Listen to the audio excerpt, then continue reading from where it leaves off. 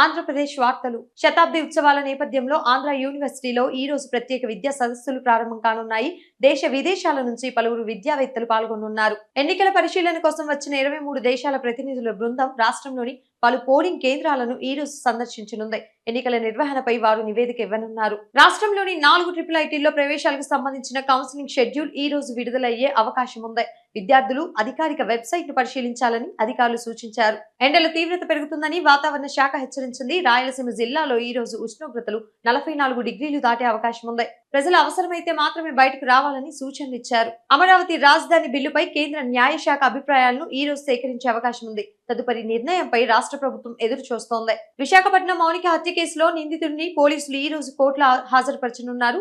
కేసులో మరిన్ని వివరాలు వెలుగులోకి వచ్చే అవకాశం ఉంది. మే, జూన్ నెలలకు సంబంధించిన ప్రత్యేక సేవా టికెట్లను తిరుమల తిరుపతి దేవస్థానం ఈ రోజు ఆన్లైన్ లో విడుదల చేసే అవకాశం ఉంది. భక్తులు ముందస్తుగా బుకింగ్ చేసుకోవాలని అధికారులు సూచించారు.